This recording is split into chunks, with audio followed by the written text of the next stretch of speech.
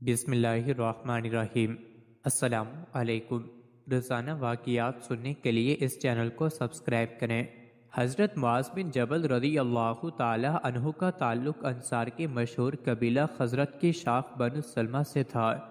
انہوں نے جب اسلام قبول کیا تو ان کی عمر صرف 18 سال تھی۔ یہ نہایت خوبصورت لمبے قد کے نوجوان تھے۔ ان کی آنکھیں بڑی موٹی موٹی، چمکتے ہوئے خوبصورت دانت، سفید رنگ اور گھنگریالے بال تھے۔ یہ صرف ظاہری طور پر خوبصورت نہیں بلکہ باطن کے بھی نہایت اجلے تھے۔ اپنی قوم بنو سلمہ کے نمایاں افراد میں سے تھے۔ نہایت ذہین و فطین اور روشن دل و دماغ کے مالک تھے۔ اللہ کے رسول صلی اللہ علیہ وآلہ وسلم سے نہایت محبت کرتے تھے۔ آپ کی مجلس میں بیٹھے رہتے، قرآن سیکھتے اور اسے حفظ کرتے۔ انہوں نے جلد ہی قرآن کریم حفظ کر لیا۔ یہ ان صحابہ کرام میں سے تھے جن کو مکمل قرآن مجید حفظ تھا۔ حضور نبی کریم صلی اللہ علیہ وآلہ وسلم بھی ان سے خوب محبت فرماتے تھے۔ ان کی زندگی میں ایک بڑا اہم واقعہ رونما ہوتا ہے۔ ان کا گھر شنیعت الوداع کے قرب و جوار میں تھا، جہاں آج کل مسجد قبلتین ہے۔ وہاں کے لوگ مسجد نبوی میں تمام نمازوں کے لیے تو نہیں آ سکتے تھے، اس لیے بنو سلمہ نے وہاں مسجد بنا رکھی تھی۔ اس مسجد کے امام حضرت معاذ بن جبل رضی اللہ تعالی عنہ تھے۔ ایک دن یہ معمول کے مطابق لوگوں کو عشاء کی نماز پڑھانے کے لیے کھڑے ہوئے تو سورہ فاتحہ کے بعد سورہ بقرہ کی تلاوت شروع کر دی۔ مقتدیوں میں ایک نوجوان بھی تھا جو سارا دن محنت مزدوری کر کے آیا تھا۔ وہ سارا دن باغوں اور کھیتوں کو پانی پلاتا رہا تھا۔ جب قرات طویل ہوتی چلی گئی تو کچھ دیر تو اس نوجوان نے صبر کیا اور پھر آہستہ سے سب سے باہر نکل آیا۔ اکیلے ہی اپنی نماز پڑھی، اونٹنی کی نکیل پکڑی اور گھر کو روانہ ہو گیا۔ حضرت معاذ نے نماز پڑھائی تو لوگوں نے انہیں اس نوجوان کی حرکت کے بارے میں بتایا۔ یہ ایک بڑا منفرد واقعہ تھا۔ حضرت معاذ کہنے لگے، یہ شخص منافق ہے۔ اگلے روز اس نوجوان کو بھی معلوم ہو گیا کہ حضرت معاذ رضی اللہ تعالی عنہ نے اسے منافق کہا ہے۔ یہ شکایت لے کر اللہ کے رسول صلی اللہ علیہ وسلم کی خدمت میں حاضر ہو گیا۔ اب دیکھیے حضور نبی کریم صلی اللہ علیہ وآلہ وسلم کا اعلیٰ اخلاق کہ یہ ایک عام سا آدمی تھا، مگر حضور نبی کریم صلی اللہ علیہ وسلم اسے کتنی اہمیت دیتے ہیں۔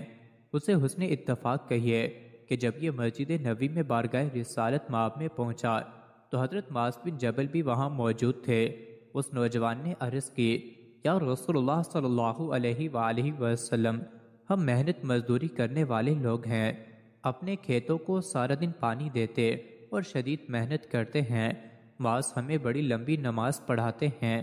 کل انہوں نے نماز میں سورہ بقرہ پڑھی، میں تھکا ہوا تھا اس لیے میں نے جماعت سے الگ ہو کر نماز پڑھ لی اور گھر چلا گیا۔ اب ان کا یہ خیال ہے کہ میں منافق ہوں۔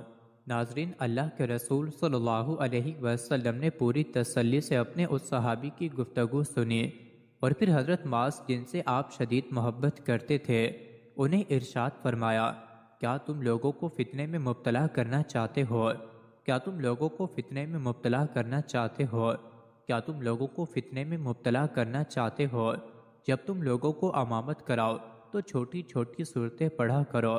تمہارے پیچھے نماز پڑھنے والوں میں بڑی عمر کے لوگ، ضعیف اور اصحاب حاجت لوگ ہوتے ہیں، ان کا خیال رکھو۔ اور پھر انصاری نوجوان سے مخاطب ہوئے اور ارشاد فرمایا، بھتیجے ذرا یہ تو بتاؤ کہ جب تم نماز ادا کرتے ہو تو کیا کرتے ہو؟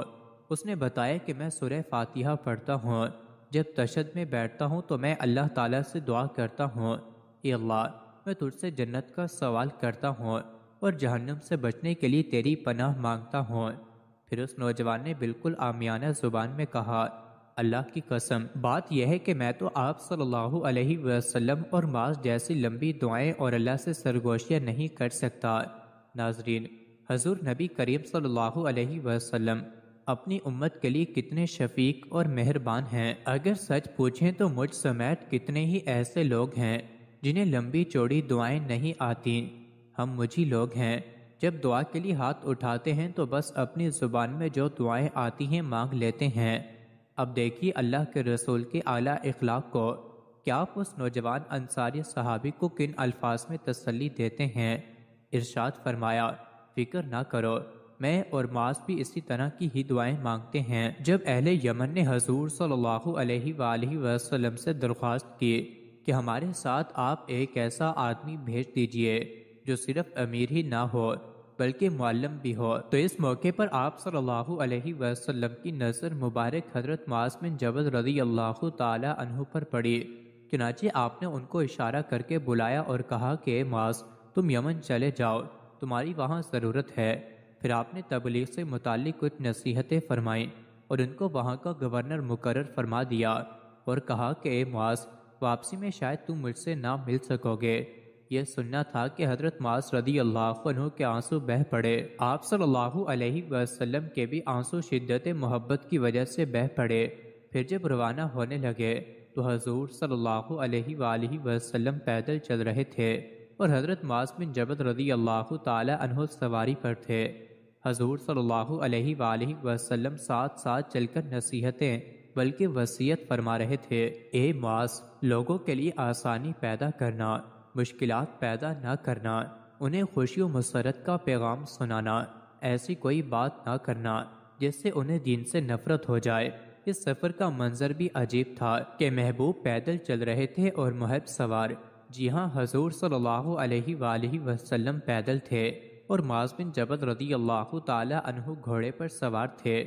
اس وقت حضور نبی کریم صلی اللہ علیہ وسلم کتنے خوش تھے، اس کا اندازہ اس سے کیا جا سکتا ہے کہ جب حضرت معاذ رضی اللہ تعالی عنہ نے عرض کیا کہ اگر مجھے فیصلہ کرنے کے لیے قرآن و سنت میں کوئی چیز نہ ملے تو اپنی رائے سے اجتہاد کروں گا، حضور صلی اللہ علیہ وسلم کو اس جواب سے اتنی خوشی ہوئی تھی کہ آپ صلی اللہ علیہ وآلہ وسلم نے فرمایا، اللہ تعالیٰ کا شکر ہے کہ اس نے اللہ کے رسول صلی اللہ علیہ وسلم کے سفیر کو اس چیز کی توفیق دی جس سے اللہ کا رسول راضی ہے۔ پھر اس وقت وہ حالت بھی عجیب تھی کہ جب حضور صلی اللہ علیہ وسلم نے حضرت معاذ بن جبل رضی اللہ تعالی عنہ سے فرمایا، اے معاذ ہو سکتا ہے آج کے بعد تم مجھ سے پھر نہ مل سکو، شاید واپسی میں تمہارا گزر میری مسجد اور قبر کے ہوگا یا پاس ہی سے ہوگا۔ یہ سننا تھا کہ اس عاشق کے صادق کے پاؤں سے زمین نکل گئی اور زاروں قطار رونے لگے۔ روایات میں آتا ہے کہ حضور صلی اللہ علیہ وسلم نے اپنا روئے انور مدینہ منورہ کی طرف پھیر لیا اور ارشاد فرمایا، میرے قریب ترین وہ لوگ ہیں جو متقی ہوں جہاں بھی ہوں اور جو بھی ہوں۔